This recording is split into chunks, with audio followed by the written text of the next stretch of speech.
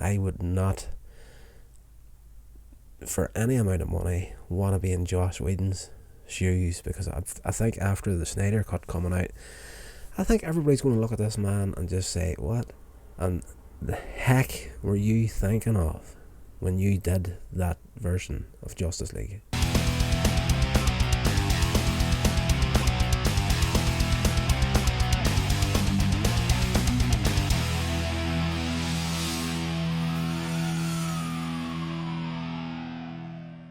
Alright, legends, welcome along to Here's Rodder's Reviews. I am Rodney Stewart.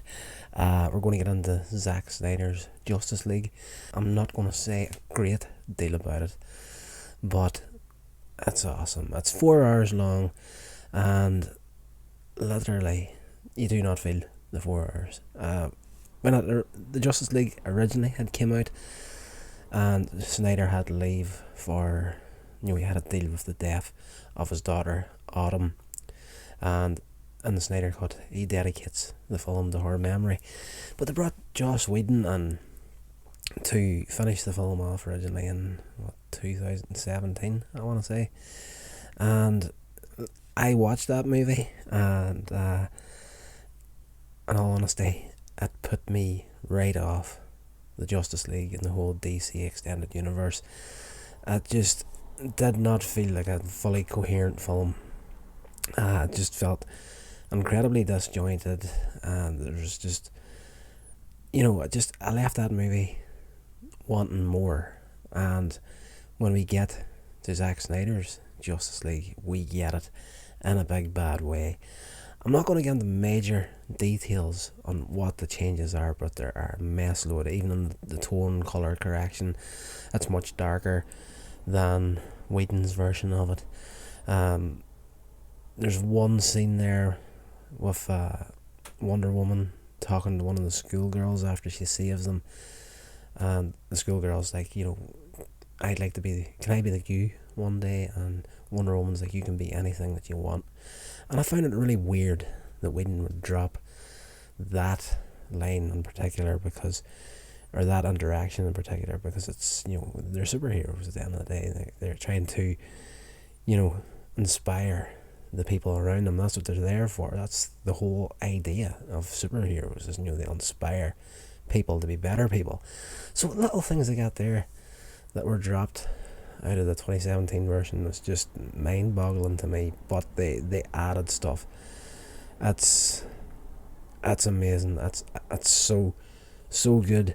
For me, I left this movie not feeling that it was disjointed in any way, shape or form. They cover everything you want them to cover, and much more. And some of the stuff, in fact a lot of the stuff that I found really annoying in Whedon's version of it, like the random family that has to be saved whenever they are coming up in their final confrontation with Steppenwolf, that's completely cut out of this one. The whole Superman and Flash racing each other to see who's quicker is gone. It's a much better version of the movie. When they resurrect Superman in 2017, I do believe that Lois showing up at the end of the fight was Batman's plan.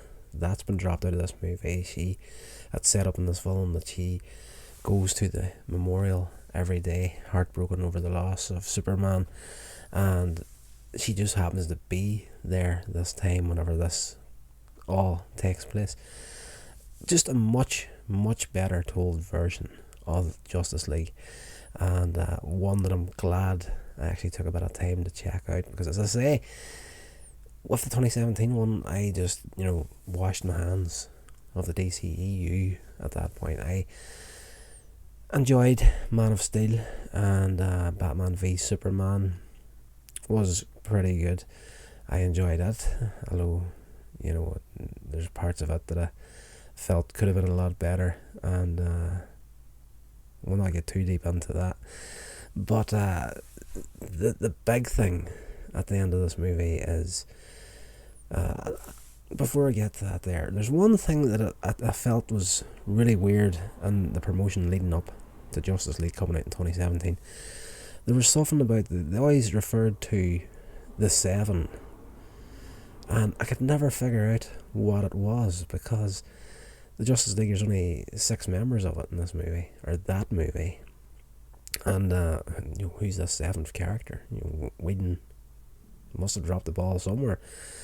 But Martian Manhunter is in this movie in a small way, and he only really reveals himself at the very, very end of the film. What else? There's a wee bit more of the Green Lantern in here as well, although he's not a character in the movie. But there's a flashback sequence where you see one of the lanterns getting killed, and the ring floating up into the sky and tearing off to select a new lantern.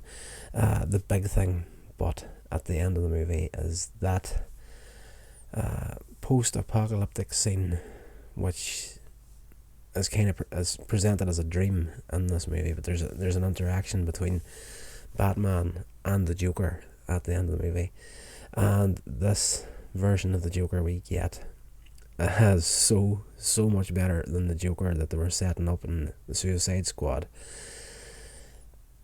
I don't think anybody had a good taste for that version of the Joker, but Leto come back for this version of it, and they did that little scene at the end. He looks completely different. The interaction between him and Batman is, you can feel the intensity between the two of them, and that.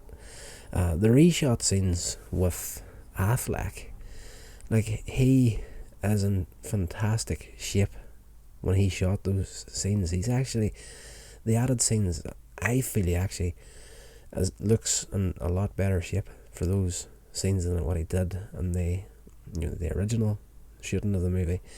And for me, I still think Affleck is probably the best Batman in cinema. You can hit me in the comments for that if you want. I don't care, but I enjoyed him as Batman, and I may be a little bit, in the Kevin Smith corner here. I was a big fan of his movies, and Affleck was always a huge part of his movies, so I've enjoyed his work for a lot of years. But that has nothing to do with the fact that he's Batman. I just felt that he's a good Bruce Wayne, and he's a good Batman. It's very, very rare you get an actor playing Batman who's good at both. They're either good at Batman or they're good at Bruce Wayne. They're very rarely both, and I think Affleck pulled that off brilliantly in this movie, and of course Batman v Superman. So part of me really wishes that he would come back and play Batman again. We'll see what happens. But anyway, this is not so much a review but more of a recommendation in my books, because there is so much going on in this movie, and right now I would not for any amount of money want to be in Joss Whedon's shoes, because I think after the Snyder Cut coming out, I think everybody's going to look at this man and just say, what and the heck were you thinking of when you did that version of Justice League? As it's just, looking back on it now, it is fairly laughable compared to the Snyder Cut. So if you haven't seen the Snyder Cut yet, definitely take a bit of time, invest 4 hours, sit down and watch it. You're going to end up doing it in one full stretch. I didn't think I would do it, but I did, and unfortunately for me, I had to get up for work the following morning, and I started it. I'm usually, first alarm goes off at 4 a.m. for me to go to work, and I was only starting the Snyder Cut at 8:30 the night before, so I was surviving on 3 hours sleep at the very most the following day. Suffered big time for it, but I don't regret it in the slightest. The movie is fantastic. Definitely, if you haven't seen it yet, sit down, check it out. Don't write it off because of the Whedon version. I was very close to doing it, but thankfully I didn't, and absolutely love it. So I might actually, now that I'm talking about it, I'm not working tomorrow, I might watch it again.